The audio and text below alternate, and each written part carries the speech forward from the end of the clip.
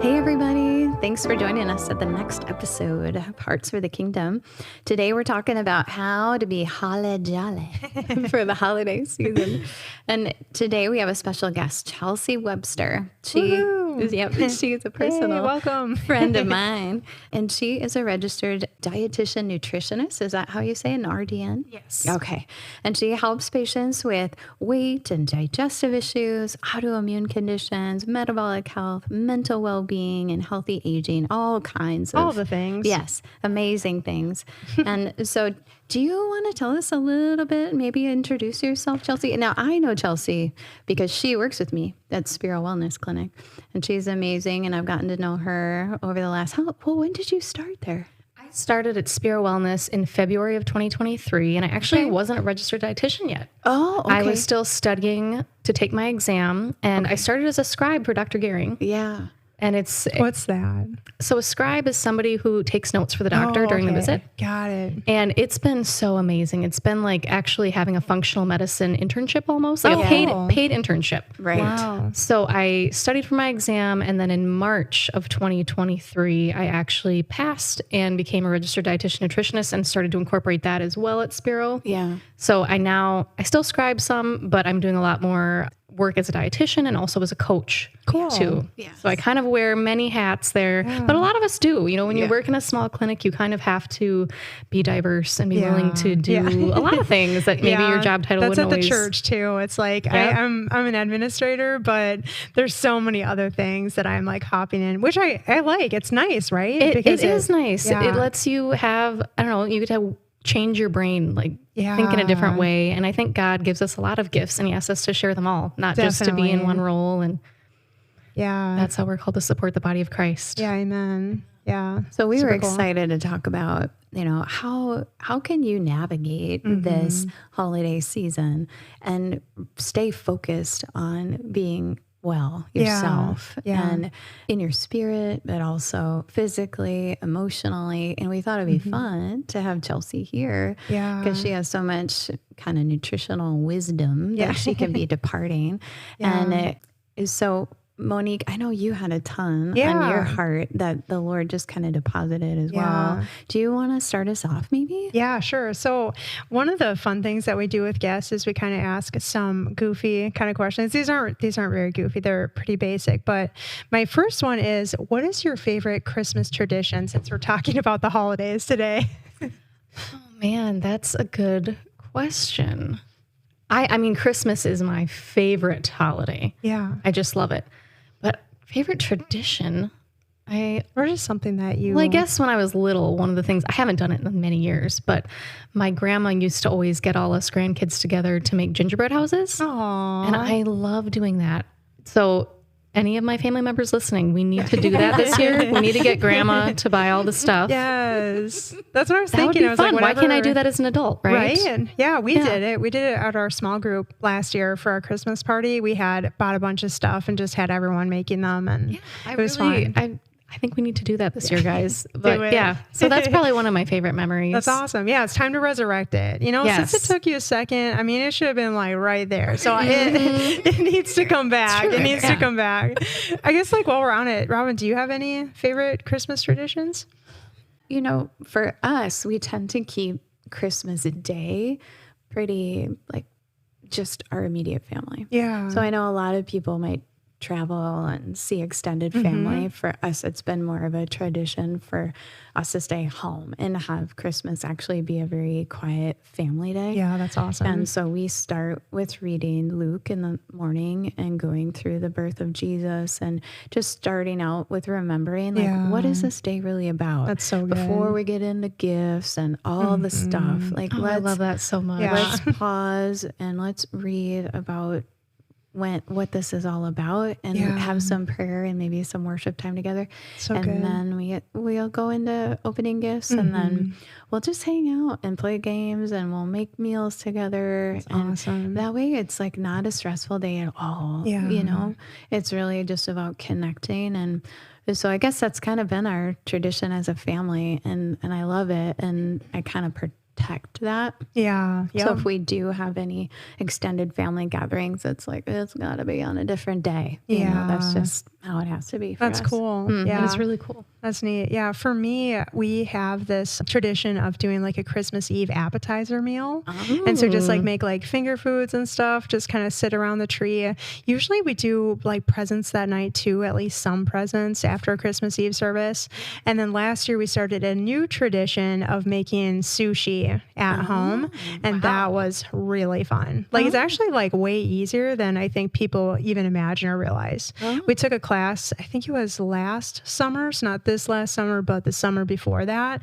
And we kind of realized like, hey, this is actually like really easy. It does take a little bit of time though, you know, even if it's easy. Yeah. So yeah, we kind of got it down to a science. And I think we're going to do it again this year because we really enjoyed that. And River loves sushi too. Oh, that helps. Yeah. Avocado, cucumber. I mean, she's adventurous done eater for. you've got there. No? She's very specific. Okay, you know? So maybe a picky eater. Yeah, but that's like one the of things that she likes. Yeah, the things that she likes, she like loves, but like getting her to like other things. And I'm just picturing sushi at our house would be a lot of PB&J. Hey, I'm on board for PB&J sushi. I want to try that. The sushi eater. Yeah, you can have some like holiday sushi. Yeah, some gingerbread sushi, some peppermint sushi, chocolate peppermint. No, dessert, I don't know about dessert this. sushi. Okay, all right. See, I'm just like, I was listening to Pastor Kevin's episode the other day, his chocolate and caramel, and then we were talking about having that at a funeral and everyone would be okay. I was like, done. I'm like, this is enough. And then the other question I had for you, just one more, is like what your favorite holiday indulgence is. Because I'm guessing you have to have one, even as a dietitian nutritionist. Yeah. There's some. Is it chocolate and caramel? Like no, my grandma makes these Sally Ann cookies. Oh, I don't know if they're either. kind of rare. Like I've even tried to look up a recipe, and I don't even know that that's what they're called. But she uses like a Spam can to cut them out, like they're in that shape.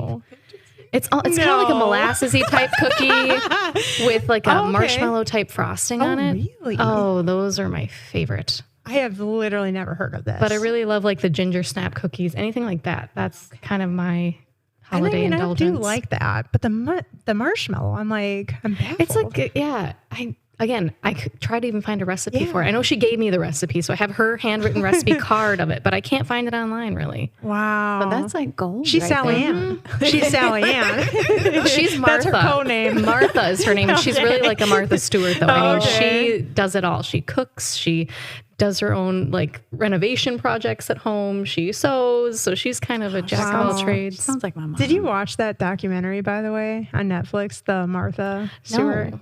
Gosh, it just came out within the last week and a half. Like, man, that poor woman, Martha Stewart, the woman who supposedly had it all. Oh yeah. Ooh, that was. You guys, I'm having mic issues today. Don't mind me. I'm getting wild over here today. I better rein it in, guys. Yeah. So how about I want to talk about my indulgence. Do you have an indulgence that you like? We can't skip that. All right. So my mom makes homemade cinnamon rolls. Okay. And caramel rolls Yeah. from scratch. And she does that every Christmas. So that's been like my favorite thing. Now that I'm gluten-free though, I haven't been able to indulge in any of that. So just take your charcoal tablets. It'll be okay. Your DG Protect maybe. Yeah. So covers a multitude of sins. I wish. Oh, I know. So we can pretend, Chelsea. Don't mess with that. Ignorance is bliss. Yeah.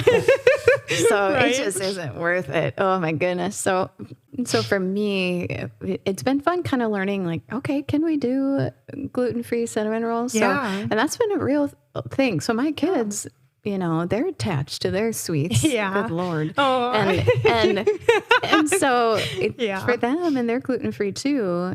And not because I'm trying to be a horrible mom, but they legitimately have sensitivities. Yeah. And so it's just not worth it. Mm-hmm. And so we've tried to figure out like, how can we make some gluten-free cinnamon rolls, which isn't the easiest thing in the world to do. Yeah. Mm-hmm. But we actually pulled it off. Awesome. So that's been fun. So we've started doing that and it's made it easier because when you have food sensitivities and restrictions, going to your relatives and having a meal together can be really hard. Totally. Absolutely. And so for us, and having kids, and you're trying to help them navigate that, and they feel like they're missing out. Yeah, absolutely. And they are. And so I can totally appreciate it. But as an adult, it's way easier for me. I can see that it's just not worth it. So, right. But well, for not them, only that, I want to interject right there too. It's like Kevin talked about it on one of the episodes that we did with him. You have to think about the moment feels good, but it's like the after effect. You have to, remember it's like, oh yeah, it might feel good going down, but in about 5 minutes, I'm going to feel really sick. And I mean, you've had that before leaving a restaurant, and it's just like, oh, give it my charcoal. Yeah. So helping them navigate that, and for myself too, but it's easier for me than it is for the kiddos. So what we do is I talk to my mom ahead of time. Now it's become much, I don't know, she's just accommodated a lot. Like, okay, cool. How can I make this gluten-free? How can I make this dairy-free? How can I? Wow. And then we end up bringing things. So I'll make the desserts and I'll bring them. So I'm using healthier sugar. Yeah. I'm doing gluten and dairy-free. Everybody eats it. It's not like people don't feel deprived. I think that's a big misconception too. It's like, well, if I make it healthier, it's not going to be as good. It's like, that's not true at all. You can have some really delicious things that are gluten and dairy free. Yes. Yes. Yeah. And they don't have to necessarily have the highly processed sugars in them too. Or the flours. Yeah. So anyway, so then I kind of own that, and I'll bring those things. Yep. That's what I'm doing too. Like we're having a early Thanksgiving a week from tomorrow. Same thing. I'm like, I'll bring the keto pumpkin bars with the cream cheese frosting. Yeah. I'll do that. So it'll be sugar free, and you at least have one option that you can have. Exactly. Yeah. So that's helped us navigate some of those harder meals. It's a great compromise for your kids. Yeah. Totally. Yeah. And I still might slap their hand as they're trying to eat a normal, quote unquote normal roll. But sometimes I don't mind when people do that though, because then the consequences that they experience kind of reinforce like, oh yeah, that's why I don't do that. Yeah. Except for when the people who do not put two and two together. Oh yeah. So I have one of those children where everybody else is aware that they have indulged, but they're maybe not aware, so their focus or their emotional well-being and those kinds of things are impacted, and they haven't put those dots together. But everybody in the family, it is an age thing. They have to be able to discern and see like, oh wait, I'm connecting that this food makes me feel this way. So, and sometimes there's physical, like they feel sick, and so helping lovingly, like connect those dots for them, and as they're getting older, it is getting a little bit easier, but and I feel like there's probably a lot of people listening that have that same thing, or maybe they're like, you know what, I'm really trying hard to be healthy.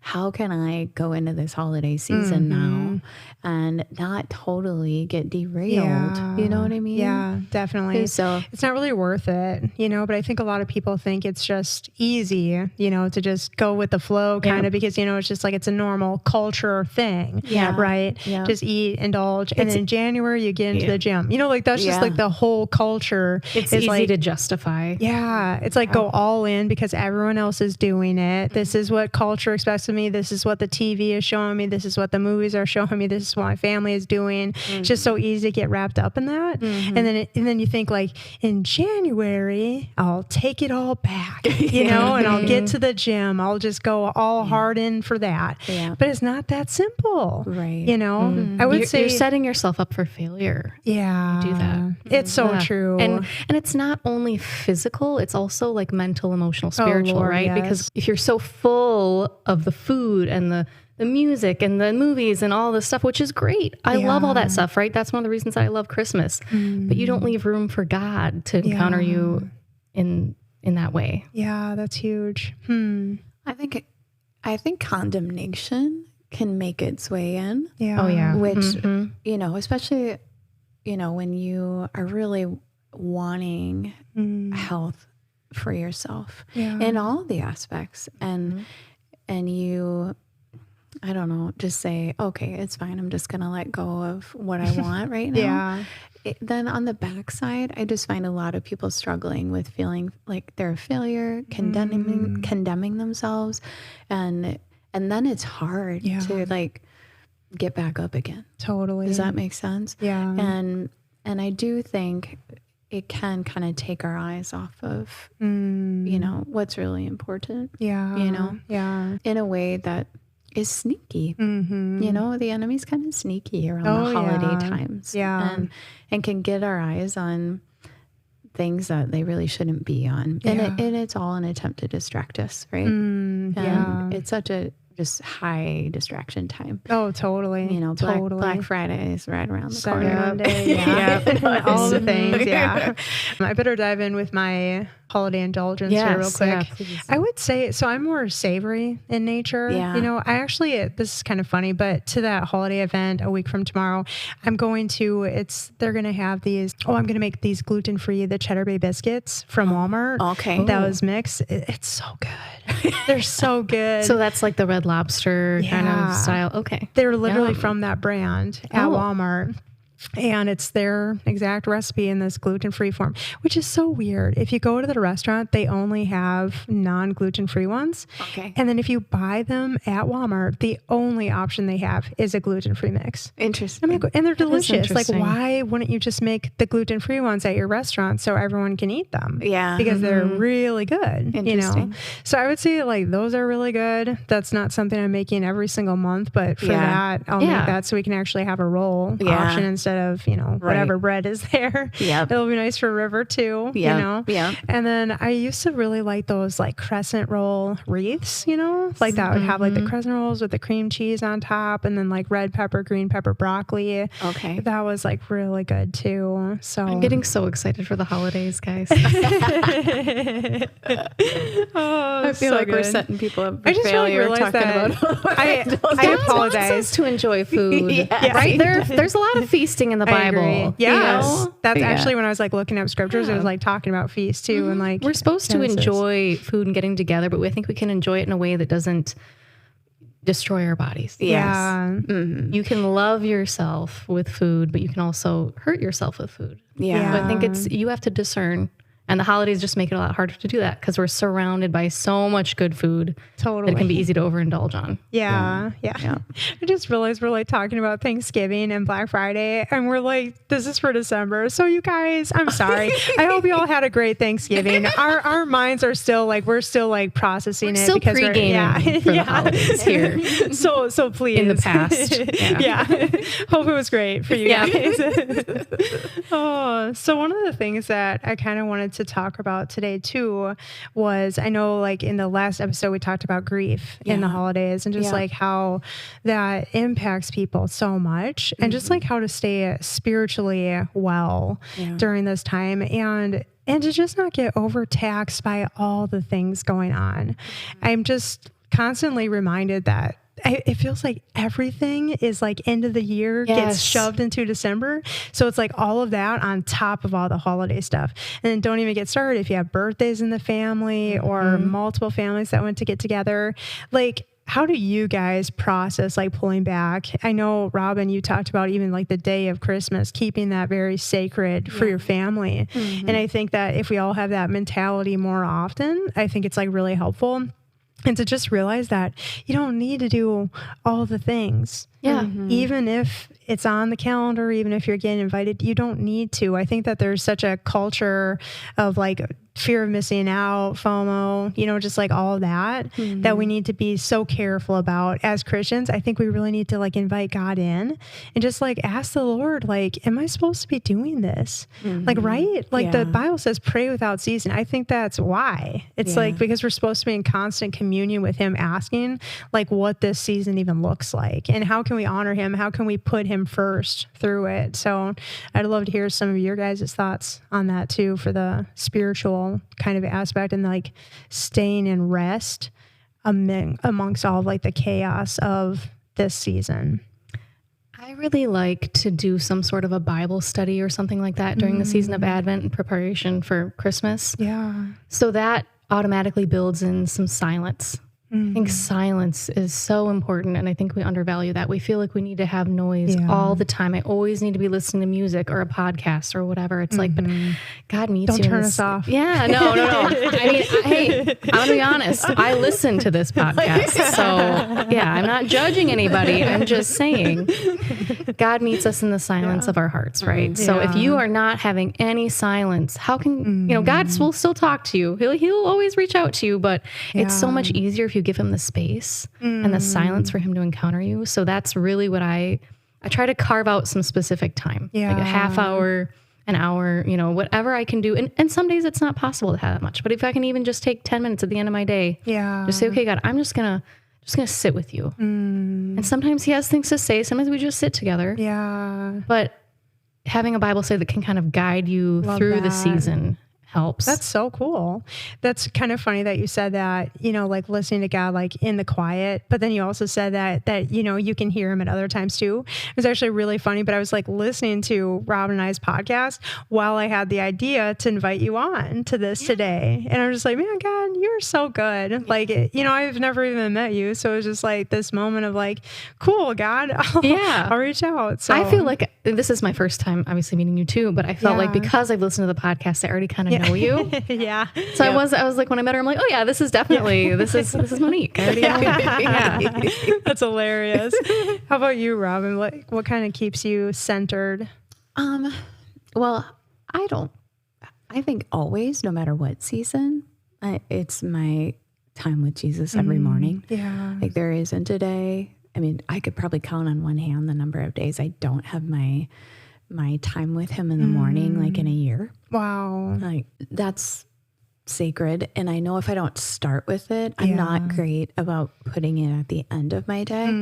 Everything competes for my time. And so I have to get up early and just start that way. Yeah. And I agree with Chelsi 100%. Like and even more lately, the Lord has been just loving me in the silent presence. Yeah. Like I'm just communing with him, and he'll drop things in my heart even for what I feel like are not spiritual activities, but he's guiding me through the things that are coming up in my day. And I'm like trying to quiet it because I want to just focus on worshiping him. And then, after a little while, I'm like, you know what? You're trying to help and guide me. I'm not going to, I guess, fight this because I'm wrapped up in your presence, and it's like he's just fathering me, and then I'll just go back. I'll write things in my journal, then I'll go back and just enjoy his presence and just let him minister to me. So good. But one thing, an idea I actually saw on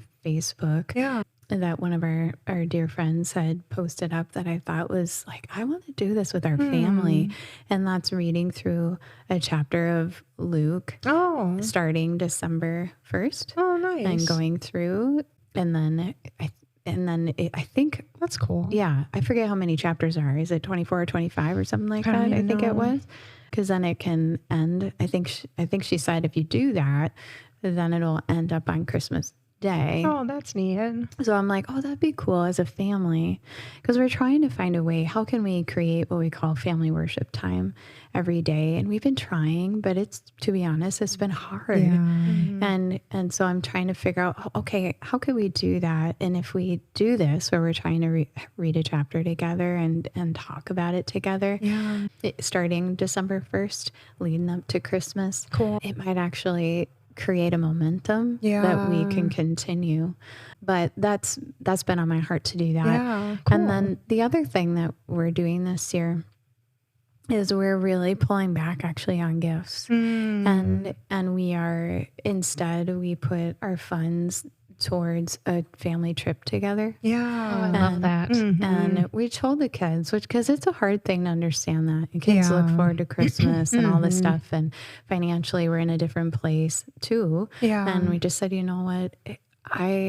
When I look back on our family time, vacations and time spent together, like those are the things that we remember, right? And so we want more of that, and we would rather invest in that than things. Yeah. And so that's good. So you aren't going to see as many things under the tree this year, because this is what we're going to do, is sow into our family. And so we'll have time together that day, and we'll have a few gifts, but really what we're doing is creating space for us to be together and time together. So that's awesome. Yeah. So my hope is that really by doing that, you're actually kind of pulling away from that distraction, and you're really highlighting time as a family and trying to stay focused on why we are taking the day to be together. Yeah, that's huge. And that's a gift that keeps on giving. Yeah. Yeah.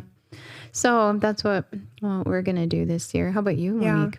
I think for us, pulling back, like one thing that we did a couple of years ago, we took the whole week, like between Christmas and the New Year's, and just had like a staycation at our house and just like rested pretty much the entire week. Yeah. So I don't know. I think it equals about 11 days or something that Gary has off of work. Yeah. So he just like takes those 11 days off, from around Christmas time, maybe a little bit prior to January 1st. Yeah. And then we just have time with like all the Christmas decor is still up. And then we just play games, watch movies, but it's like just mostly like playing games all day. Yeah. And sometimes we'll drive around, see the lights at night, which a really fun way to like see like Irvine Park or like the Menominee Parade of Lights. It's like we like to pop popcorn like ourselves. Like Gary makes like the best popcorn ever, and then like put that in little baggies and then sit in the car and then just like go around. And then sometimes I'll do those like Element, chocolate like the little, ones. Yeah. And then I'll make my own like little hot chocolate and then just sip on that while we're like looking at the lights and stuff. And so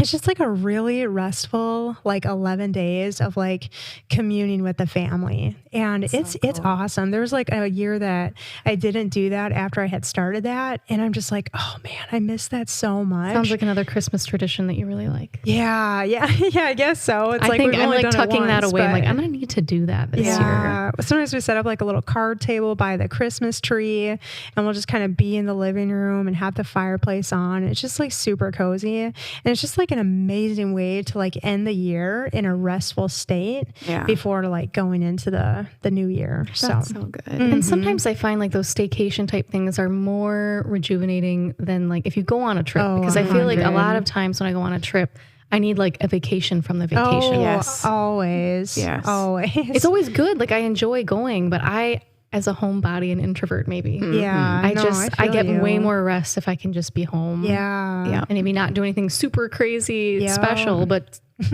that's more restorative. Yeah, I agree. And you can almost have like a vacation at your home by doing a couple special things. Like when you're on your staycation, like do stuff in your community that you wouldn't normally get a chance to do. Yeah, exactly. Because you're on the go or whatever. But I did look it up, and Luke has 24 chapters. Yeah, I saw that too. Which is my favorite book in the Bible. Yeah. I think I'd remember it by now.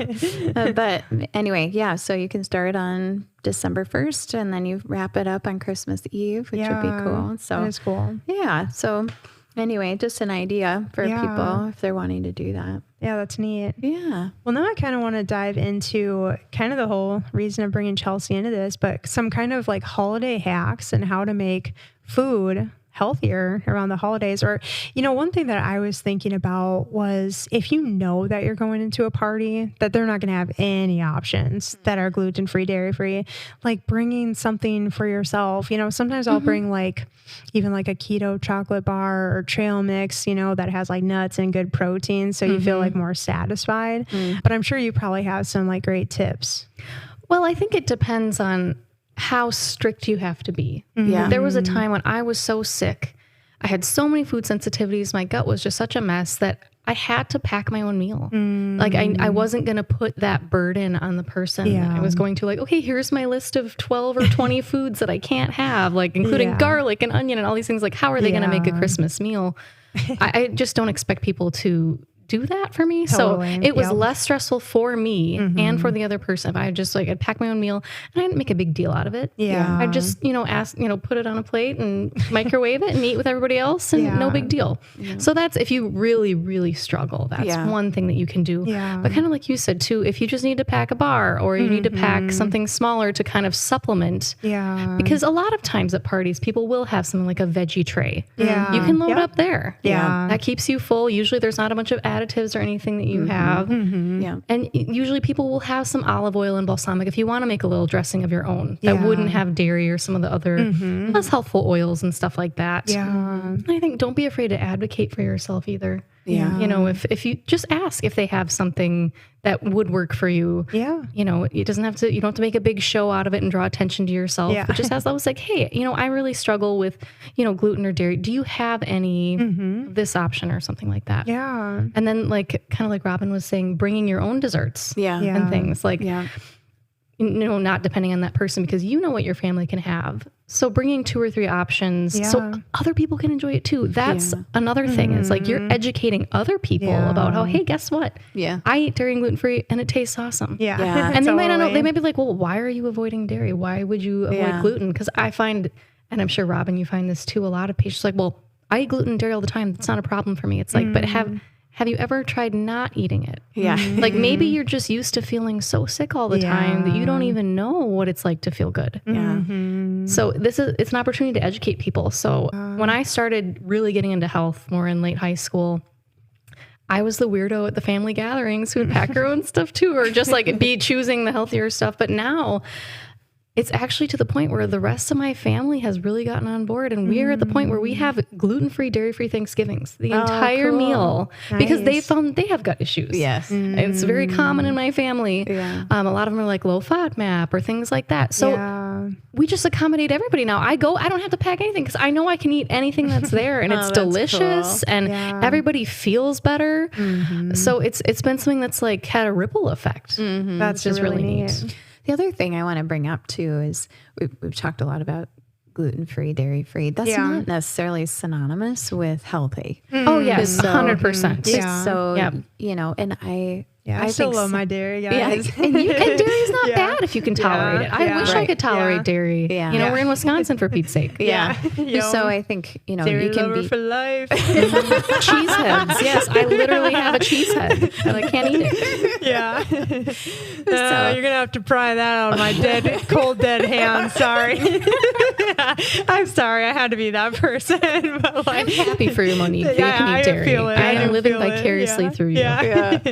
So, and I actually been adding back some dairy into my life, and I've so far been able to tolerate what I've been adding back in, but I'm very particular about what I choose. So it's going to be grass-fed, it's going to be organic. Yeah. If we are going to have cheese, it's actually cheese from Italy, and it's a harder cheese, whatever, so I'm particular about what I'm adding in. Yeah. But I think just understanding, you can buy a lot of gluten-free options, even like those biscuits, free. They're an indulgence, but they're all highly processed, right? Totally. And so, isn't that the truth? Yeah. So that's what I've been learning too in this journey as I've been healing myself, is that I transitioned to these dairy-free things, gluten-free things, and then started developing some sensitivities to all these additives and stuff they put in there.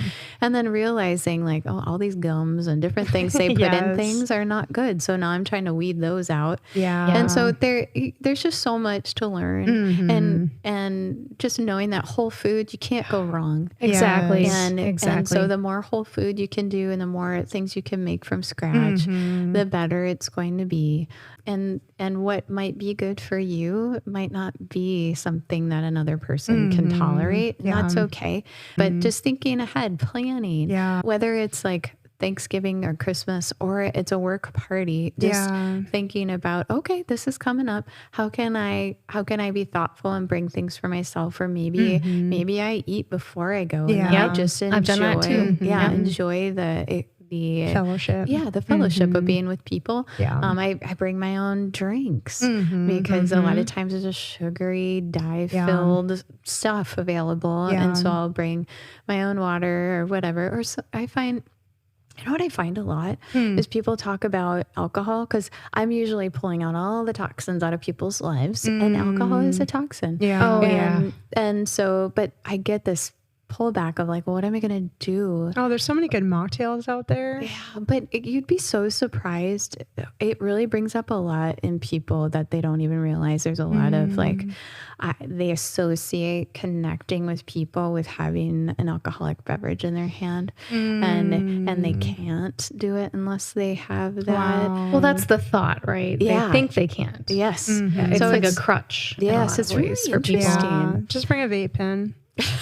Yeah, no, please don't do that, guys. No. Monique, you're something else. So I think, I've found some other things out there that are helpful. The like, what are they called? The different adaptogen drinks. I know there's a few out nootropics. there. Hio. Yeah. Hio is one of them. I know there's another one that's like, I want to say it's like IHOP or something like that, but that's not Hop it. water. Hop water. Yeah. That's what it is.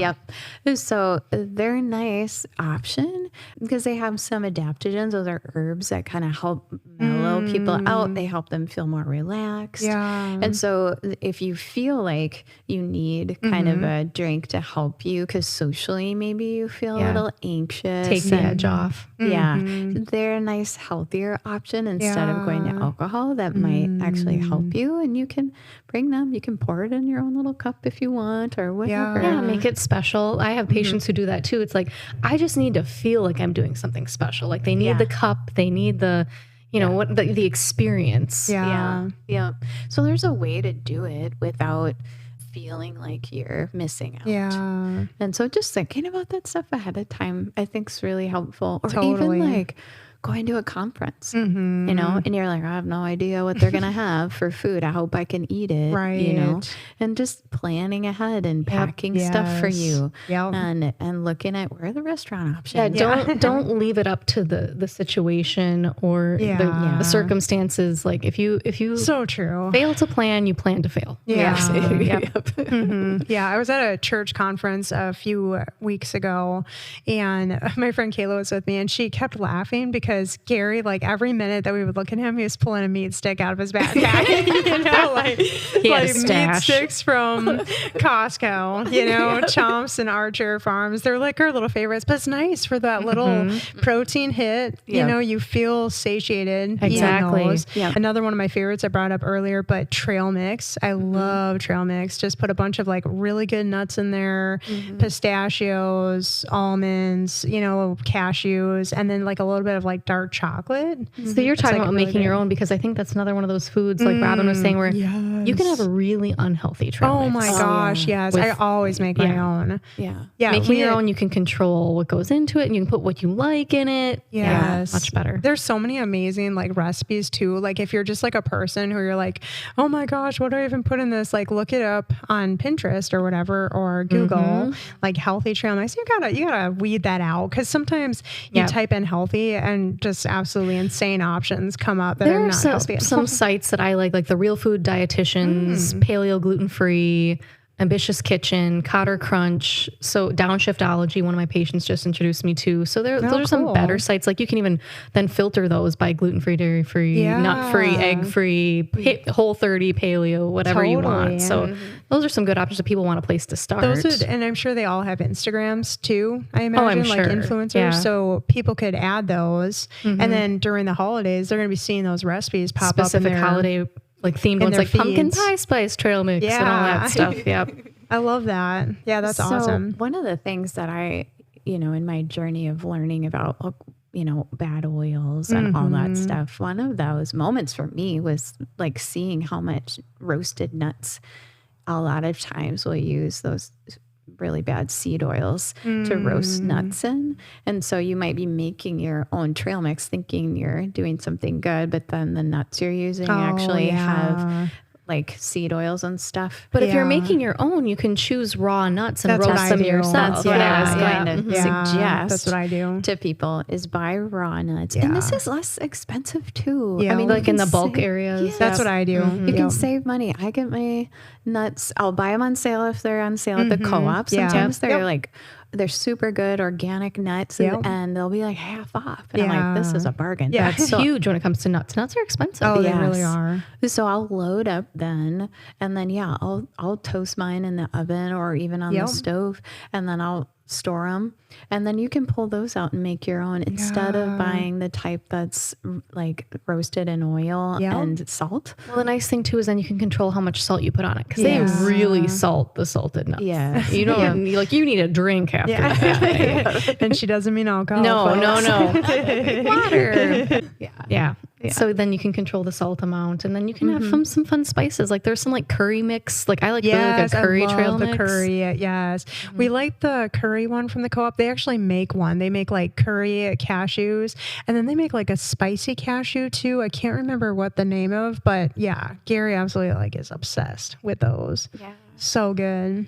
So I think planning is a theme that I hear. And I think when you're the first, maybe in your family or friend group, to actually be somewhat health conscious, it can be hard to kind of plow the way. It feels lonely. And people feel like, oh, I'm being a burden, or maybe their families like shaming them, or just kind of like, we're ridiculous, you know? You do, I went, feeling judged, or like, almost your family can feel judged. I had that encounter a lot, like where that's how people show love, right? My grandma, both my grandmas owned restaurants and were cooks in restaurants. Yeah. So that's how they showed love. Like when I would say, no, thanks, I don't want your apple pie, they would like be hurt. Oh, sure. So I wasn't always great at how I dealt with that as a teen and, getting older. But then when I realized like, oh, it's because that's how they want to show me love. Yeah. Right. I would say, Grandma, thank you so much for making that. I'm just choosing not to eat that because of my health, but I'm so grateful, thank you for asking me. Yeah. So she had to learn too, a new way to show me love. And I had to learn,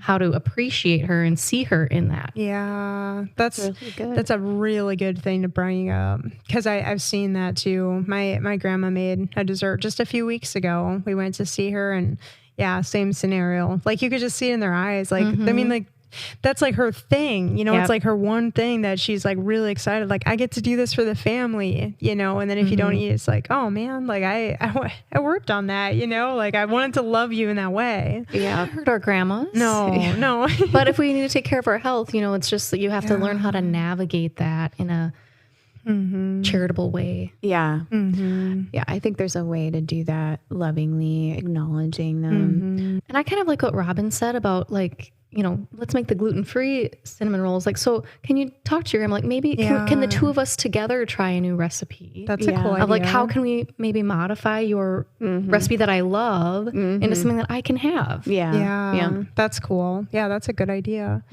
One thing that we haven't talked a lot about too is just sugar-free, because we've talked about gluten-free, dairy-free, but honestly, like sugar is such a horrible food. I would say after alcohol, sugar is the thing that I want my patients to work on most. See, that's what I'm saying. It's like I will tell you this, sugar probably impacts me more than any food out there. And same with my daughter. And I don't think you're unique there. Yeah, I can see even it in more than minutes. gluten, more than dairy, more than any of those other things. Sugar affects us all. Yeah. And we eat way more sugar than we were made to. Yeah. Or that like we don't need sugar. Right. Yeah. Sugar in and of itself is just calories. Yeah. It's devoid of a lot of other nutrients. So things that I tell people to focus on more instead would be like, honey still has sugar, syrup still has sugar, but honey has antimicrobial effects. It can actually help with allergies potentially, especially if you get local versions of it. Yeah. There was a study I just looked at recently where they were looking at the polyphenols in syrup. And around here, we can get local syrup that's really good.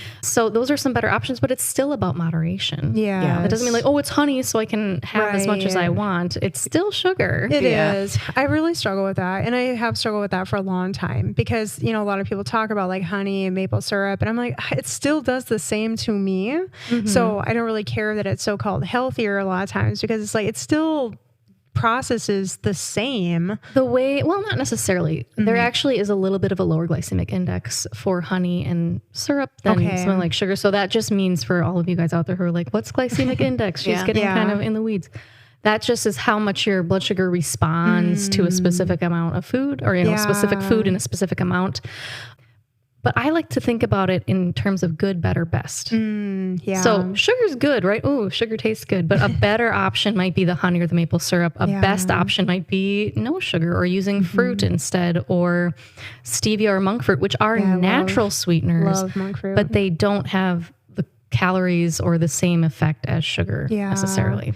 I'm a big monk fruit sweetener person. It's like, you know, it is like, you know, the food of the gods, I have to say. But I was like thinking about it, like there's this company like Lakanto, and I'm like, I could be a poster child for them, you know, like. Do they want to sponsor the podcast? They actually, they hooked me up with a party like probably like 7 years ago, where they sent me like bags and like a bunch of their products and stuff. So I got to like share it with people. But like for me, it does not affect me in a bad way, you know? And so I can have that. I can have they make maple syrup, they make granola. And so I have heard of them. Yes. Yeah, it's so good. I think I do recommend the Lakanto granola to people. Yeah. Oh, their granola is like bomb. It's like probably one of the best granolas like I've ever had. And what else do they do? They do like a Nutella kind of version, but it's like a hazelnut butter that tastes so much better than that junk ever would. Oh, cool. But, yeah, and you can make those like candied almonds with the maple syrup from That's Lakanto, a great and it's holiday like a sugar-free tip right there. Yeah, that's what I was thinking, because sometimes people like a candied like almond or walnut in their salad. Yeah. And that's a great way to do it, like over the stovetop. And they make like a brown sugar as well that we use all the time, and like coconut curry and things like that you need like brown sugar. We'll just use that. And a lot of these alternative sweeteners are helpful. They'll tell you right on the bag, like how much, you know, of this you need compared to how much sugar would be in a recipe. Yeah. So like I think the stevia bag I have at home says 1-to-1 replacement for sugar. Yep. And it's not always going to be the same, right? You're not going to make a caramel sauce with stevia. It doesn't act the same as sugar. Yeah. So you have to be aware of what application you're using it for. Totally. But in a lot of baked goods like muffins or things like that, you can replace it. And if you know, maybe at first you only start by replacing half of the sugar with the stevia until you learn where the sweet spot is, not to make a pun, but you know, for where it still tastes good. Because some people really don't respond well to stevia. Like I know Dr. Gehring, who's the doctor at Sparrow, she does not like stevia. Like that just, it doesn't taste good to her. I like stevia. Yeah. I don't have a problem with it. For me, it has a little strange aftertaste. I have had a hard time using some of those, but to be honest, I don't bake quite like I used to in the past. So I don't use a lot of it anyway. If I am going to use a little bit of sweetener, I tend to use like a honey or a maple syrup if I am going to do anything at all. But I do know that the websites for a lot of the places, like my mom has started switching over to monk fruit, and she's gone onto their website, and they have tons of like, here is how you can use this monk fruit, and even recipes. If you want to use it in this instance, this is what you need to do to it first. And so she's like ground it into a finer powder. She's like done all these different things that allow her to cook learning with it. curve. So she's really dove into learning that more. So there is an art to it, and you can learn how to use it as a substitute in a lot of applications. But you have to learn a little bit. And I think what I really hope patients come to, even more than just replacing the sugar, is learning how to not need it. Because you keep feeding the beast. The beast is going to require, keep demanding more sugar. So I think that's really the trick, is just retraining your taste buds to not need the hyper sweet stuff. Because that's what all our processed food is. It's hyper palatable. It's way more sugar and way more fat than we need. But those are the two things that light up our brain, like, oh, yummy. That's our taste buds really get hooked on it. Totally. So it's actually about training yourself to just not even need the sweet. Your taste buds do change. Oh, yeah. And once you start pulling it out, everything will taste way too sweet. So you get more potent, like it's more potent. You have your tolerances. So that will get better. I find people are oftentimes really worried about that, but things aren't going to taste good. But it does change. And when you do even like some times of fasting, your dopamine receptors to food and sugar actually do start to really change, and you can get a higher dopamine response to less food and even less sugar. And so more satisfying to you. And that might be even a good thing to bring into the Christmas season in preparation for Christmas. Is doing like it doesn't have to be super intense fasting, but kind of almost preparing your appetite, working up a hunger to not only, the foods, but to receive Christ. You know what I mean? Like, that's cool. Fasting helps us pray better, I think, in a lot of ways. Yeah, I think for me, when I fast, I use it every time a little hunger cue comes up. I use it as a way to remind me of why I'm fasting. Exactly. And to connect to the Lord, because I'm usually in prayer about something. So it just directs my attention to Him. Yep. And I was thinking too, for me, like going into Thanksgiving, Christmas, that I'll probably be doing kind of longer fasts those days, so that when I do show up for the meal, that I can eat what I want to eat. That's healthy, but I mean, so I can still have a treat, a bigger appreciation for it. That and I tend not to overindulge as much. So I think though you have to know yourself. Yeah. Because some people are very all or nothing. If they fast up to that, then they engorge because they're like, well, I just fasted and I'm starving. So you have to really know yourself. I have patients where they can't do that. Yeah, that's a really good thing to point out, because you're right. Everyone is so different. You do have to know yourself. One thing I wanted to talk about too, just going back to like, I love that your mom is like looking up, recipes and trying to figure out like how to do like monk fruit sweetener and how to make that like a certain way, which is like really cool. I think a lot of people run into that probably when they have like favorite recipes that they're trying to get those recipes to the same. A lot of times what I'll do is I'll just like straight up go online and be like, what is the best keto version of this, and see what someone has kind of already crafted. And then that has like that perfect amount of monk fruit sweetener. So I'm like, okay, I don't gotta do this. Yeah, you don't have to start from scratch and be like a food scientist trying to figure it out. Like, I love that about your mom, and I like respect that, but I think like it can be a little bit easier if you're just like looking for a straight up simple recipe, like look like the best keto pumpkin cheesecake or whatever, and then see what they've come up with. And I find sometimes though also it might just be easier to find something totally new, so that you're not always comparing it to that other version. That's a good point, because you're kind of setting yourself up to be disappointed if you're expecting it's going to be exactly like the full sugar version. So maybe it's just time to try some new things and experiment. That's true. Not probably on the day that you're going to take it to the meal, but Oh no, I would. I'm always up for something new. Risky. I'm very risky. I don't even care. I just do it. I went to a meal the other day. I made a brand new like chocolate chip pumpkin gluten-free cookie. And it wasn't my best gluten-free cookie. I've definitely made other ones, but I'm like, it is what it is. This is what we got today. So I'm like, hey, it worked out. Well, cool. Is there any other like specific like holiday insight that you guys have before we wrap up today? I guess I'm just thinking about, mentally, what can people do to stay in a good place as they're going into the holiday season. And I feel like people can get into the busyness and the anxiety of it all, and trying to be everything for everyone. And so I'm just thinking, like, how can we help people navigate that instead of... Even the financials is coming to my mind of like, people just like that consumerism culture that's like, you need all the new decorations. There are some people on Instagram that it's like their whole job is to get people to like buy. And so that's just the thing with influencers and stuff. Like, people are scrolling and then it's like, oh, now I need this new hearth, for above the fireplace, and I need to do all new. What's my theme for Christmas? Oh, this year I'm going to do pink and white. So then they go to Menards or Target, and then they're filling up their cart with hundreds of dollars of lights and new ornaments and things like that. It's like, how can we just like strip it back and be like, no, we're not going to do that. What's coming up in my heart is really the nativity scene. Because what did they have? They were literally like in a cave with animals. Wow. That's where our Lord was born. Yeah. He didn't have gifts. He didn't have a tree. He didn't have extravagant, yes, he was visited by 3 kings later, but, and they brought some stuff. But Mary, Jesus, and Joseph, that's the heart of Christmas. stripped down, bare, humble. Yeah. So I think that's where like preparing your heart and making time for the Lord to speak to you about like, that's what his vision was for Christmas. Yeah. And letting him speak into you there and drown, having that silence. So you're drowning out that noise. That's telling you that more is better.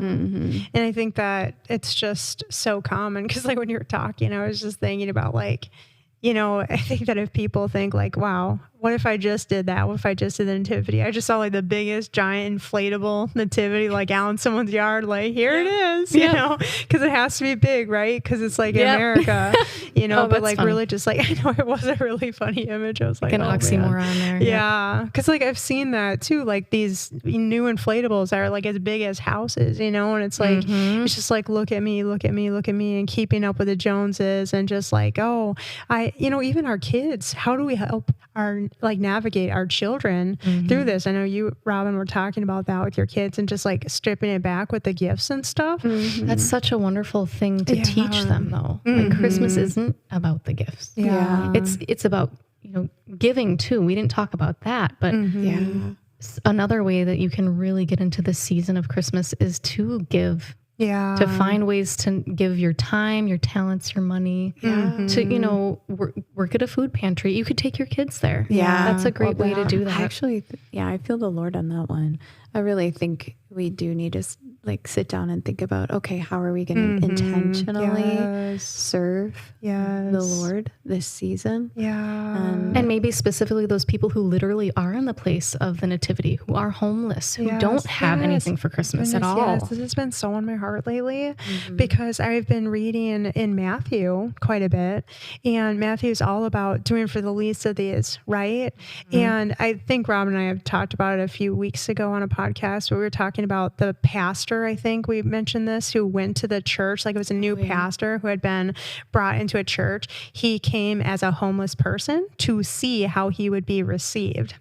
And so many people did not even give him the time of day or anything because he was dressed homeless. Like people were just looking the other way. That's how Jesus came to us, isn't it? And then they announced him. He gets up on the stage and then all of a sudden he like takes off his costume and he's like, I'm your new pastor. And people were just so grieved because they realized that they had not treated him. And, there is quite a homeless population. I don't think we often think of that. On my route in Eau Claire yesterday, I saw a homeless person in Eau Claire walking underneath one of the bypass like bridges and stuff like that, carrying their luggage. And then I saw another homeless person over by Walmart. It's kind of a typical spot over by Walmart in the Quick Trip there. And then there was another one in one of the Quick Trips that I was at, and they were actually like unpacking their stuff, and she had like all of her bags around her like little suitcase. And I just like looked at that and I was like, wow, like that's like her life is like going from Quick Trip to, wherever to go to the bathroom, things like this. Like we don't realize, to the extent in our country, like there are people living in those places. And it's like, what can we do? There's like an incredible mission in Eau Claire. It's called, I think it's like Say Yes to Missions, Candy and Pablo. And they make meals regularly, like on a weekly basis for the homeless population. They take donations. So honestly, I could even send a link to people to like send them to Candy's Facebook page to see like, what are they needing? Are they needing coats? Because Candy a lot of times will say like, I am looking for this size coats right now. And I need 200 paper plates right now for the meal this week. And she kind of posts her needs out there. So it might be a great way to get like plugged in because she is like the hands and feet on a weekly basis to this population. And she's got a great grasp of like what they need and like what would be useful to them. So I think the Lord, if we ask him, is going to highlight to us what does he want us to do for him this Christmas. And you might have a family that you know of that is maybe financially struggling. They don't have money for gifts for their little ones, and maybe he's calling you to bring Christmas for their family this year. Or, there's lots of different ways that he can speak to us. And he is so gentle with his nudging because he really wants it to come from your heart. But free will gift. He'll nudge you and he'll bring these opportunities. And if you're still enough you know, you'll hear and catch what he's trying to ask you to do. Or maybe you'll see this person at Quick Trip and he wants you to go up and just bless them, you know, pray for them, buy something for them. You know, you just have to be listening and interruptible. Right? Totally. To stop what you're doing, ask God and just do what he's showing you to do in that moment. And so I just encourage people that helps you get your eyes off yourself. Because that's what it is when you're anxious and rushing and, you know, you're getting wrapped up in the holiday busyness. It's because you're self-focused. How does the house look? How's my house look to everyone else? How, you know, you're always thinking about you and how am I looking to others? It's vanity. And instead we got to turn our eyes outward. You know, how can I be Christ in this season? And Lord, what are you asking me to do? And what are you asking me to say no to? And we don't have to do it all. I don't have to. You can't do it all. No, it's impossible. We talked about that at the beginning too. It's just like how the year end is just like the dance recitals, the year end work gathering. You know, it's like they just choose like December for it all. And you're right. You really have to be like, no, I'm not going to do that. You have to be intentional. I think that this season, I'm just going to encourage all the listeners, like just to be intentional with the Lord, you know, hear his heart. I know we've had several Christmases and Thanksgiving and Easters even where we've had people who are going through divorce, you know, and their family lived multiple hours away. And so we would just bring them into our celebration. And I love that. I love that. It's like one of my favorite memories. Like I cherish those memories forever, you know, because it was a friend that I lost recently. And so just like having those memories of those special days is like even more valuable now. And I think we can bring that back around to nutrition too, right? We worry about all the food or how am I going to navigate that? You're probably not going to remember the food from that day. You're going to remember the people and how you just experience God's love in that gathering. Totally. That and asking, like, I remember, because we started doing that too, like thinking about, okay, how can we celebrate? I'm thinking of a family, a single dad and his son, and how can maybe we should ask them, do they want to celebrate, you know, this holiday with us? And how much that blessed them. And we made a meal together. And so, but I remember thinking at the time, like, oh, well, they're probably not going to want to do that, you know, but it was the Lord nudging. You know, and so listening to that and just asking, like, hey, would you want to do this? You just open the door and they can come in if they want. And so I think we do sometimes need to be less selfish. You know, I protect that day, right? I think there's nothing wrong with protecting your family day. But then, you know, for myself, sometimes I get into that selfish mode of self-preservation and I'm tired, I'm exhausted, and I'm like, oh, you know, it'd be easier for me if we didn't host, you know, and we didn't do this whole big thing all over again, you know, because we'd maybe have 2 Thanksgivings and I invite, you know, people in to do another Thanksgiving with. And I'm always grateful that I did it. Always.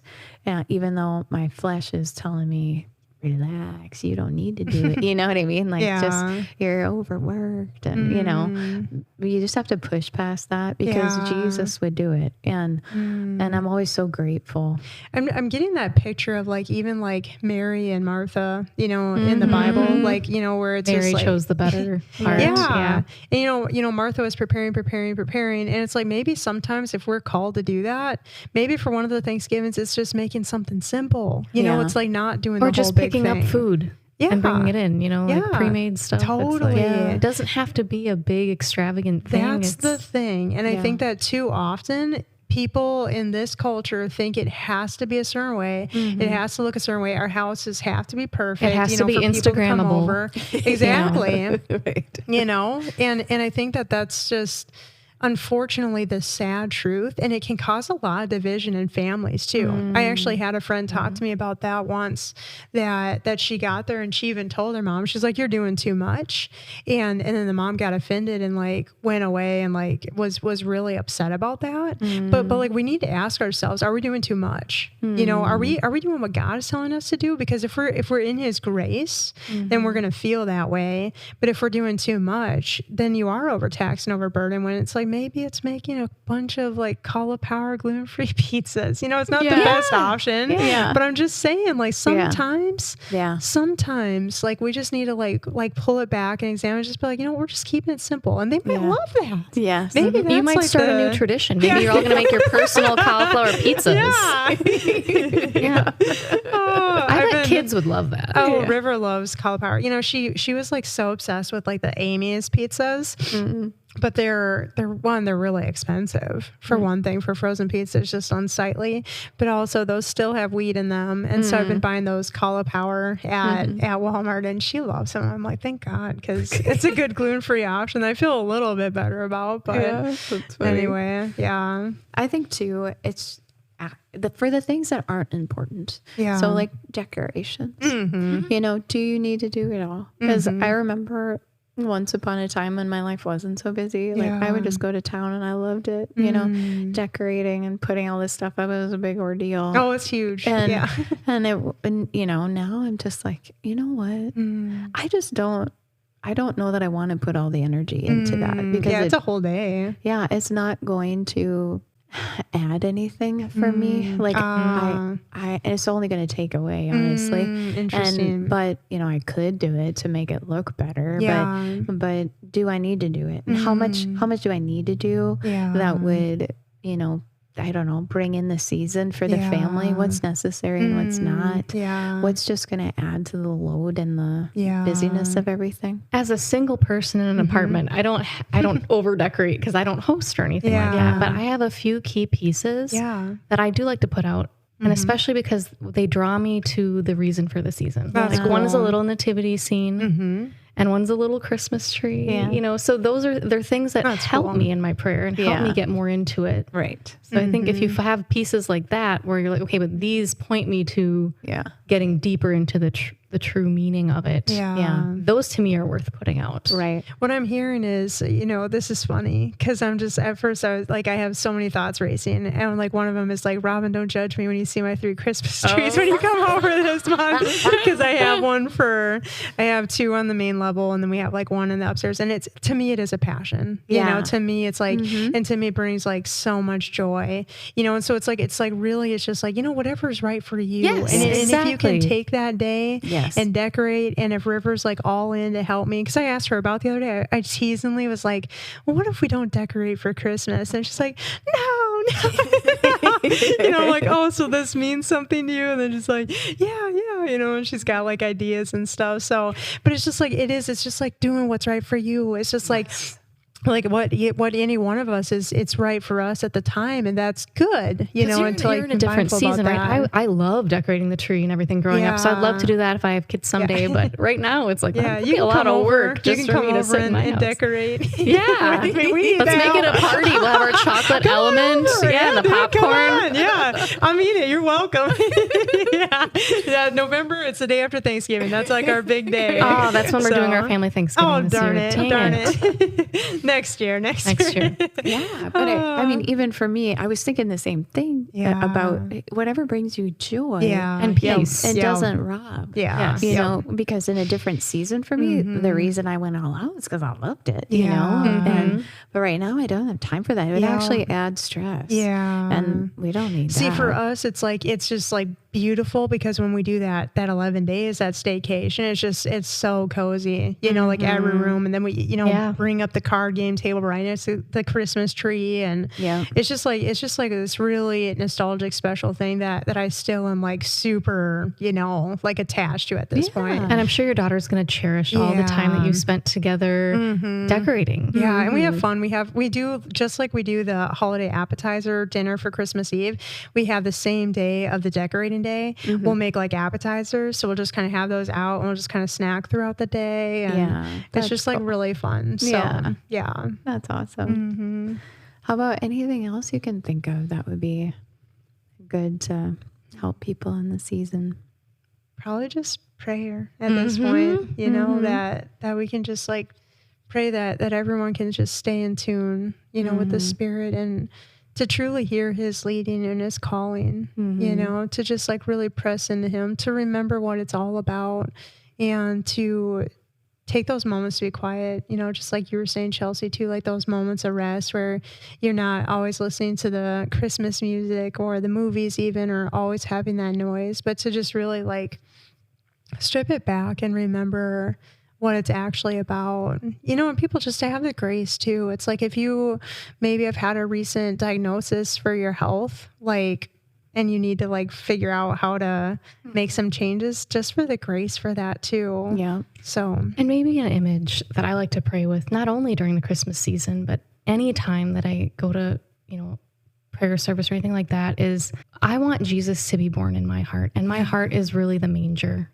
Yeah. I have nothing, like it's dirty, it's smelly, it's a mess. Yeah. But God wants to be born there. Yeah. Like that just blows my mind. And like Jesus, like my heart is the manger, like just meditating on that. And that always gets me. I don't know. That's huge. Well, do you want to start us off with the closing prayer, Chelsi? Oh my gosh, it's a lot of pressure, but okay. That's a beautiful image. So I'm like, you got it. Heavenly Father, I just thank you so much for the way that you want to speak to us this holiday season, that you give us the grace to say no when we need to say no and say yes when we need to say yes, so that we can have the space for you to enter in and to show us how much you love us. You are the best gift giver, God. Yeah. And you know exactly what we need. And it's probably not more things, it's probably more of you. Yes. Yes. So I just ask that we all are looking to you and seeing the ways that you're working and the ways that you are blessing us and asking us to be blessings to others this holiday season. I just, as we were wrapping up, I felt this like plop in my heart, and I just feel like it's a word for somebody. If this registers with you, just bring it before God. But I feel that there's some people kind of dreading the Christmas. Yeah, I've seen that too. Because they maybe have hurts amongst family members. Yeah. And every time Christmas comes around, they have to see this person again, and these hurts come up, and they just kind of dread Christmas because of that reason. And I'm really believing that the Lord wants to use this time right now to heal that. Yeah. And to actually walk you into forgiveness towards that person and redeem Christmas again. And I believe he's calling you into a special journey with him this December of healing these hurts that are in your heart, things that you thought would be impossible to forgive. He's going to make it possible because he's going to, if you ask him and if you press in, and he might even ask you to fast, but do whatever he shows you, because he will unlock forgiveness in a place where you feel like it's been impossible. And he wants to actually bring families back together. He wants to heal and redeem things. And have Christmas actually be a healing moment for your family and in your life. And in 2025, going forward, it's going to be a whole new season for you. And you're going to be free of a lot of hurt and unforgiveness. And he's going to walk you into a new healing season. And you're going to grow closer to him, grow in your faith, and you're going to see how much bondage you were in, and just have a heart of gratitude for the freedom that you're going to walk in. So thank you, Lord. Lord, I just ask that you would confirm for people listening today, if that's them, that they would they'd feel like a warmth in their heart. They'd feel the Holy Spirit touching them right now, and that you'd begin to just take their hand and walk them through this journey of healing. that their ears would actually be fine-tuned to the leading of the Holy Spirit this December. And I thank you for making this Christmas a particularly special Christmas for them. Yeah, before Robyn had that picture, I was having a picture too, and I was just like seeing like a person like just like wrapped up completely like from head to toe with like wrapping paper. And I was seeing that wrapping paper is easy. Like it's easy to cut through, it's easy to open, but you just have to like open your heart to do so. So God, I just pray for the grace, God, for whatever our listeners are going through, God, that has caused them pain, hurt, anxiety. I just pray that you would show them that it's easier than they think it is, God, and that what feels like a concrete wall to them is actually just as simple as opening wrapping paper off a gift. And that it can be easy, God. So I just pray for that ease and that grace, God, to just flow through. And I just pray for each listener just to have that supernatural grace and ease and mercy as they're walking into these situations. I pray that you would reveal truth. I pray that you would reveal maybe lies that they've been believing about for people for maybe even decades, God, that you would expose their lie, you would expose the root, and they would realize that it's not that hard. So I just thank you, God. And I just pray for anyone just struggling with grief or loss or anything like that. I would just encourage you also to just listen to the episode where we dive a little bit more into grief around the holidays, and that they would be able to let their guards down that area too, that you would just bring healing to those hurts, God, and show people understanding in those areas as well. And we just thank you for it all. In Jesus' name. Amen. Amen. Hey everybody, thanks for joining us today. If you liked what you heard, make sure you share it with your friends, and also subscribe so when we do release a new episode, you will be the first to know it. And please be sure to like us on Instagram and Facebook. We also have a new Facebook group where you guys can come in and dive into conversation with us, ask us questions. So we would love to see you there as well. Yeah, we look forward to seeing you there.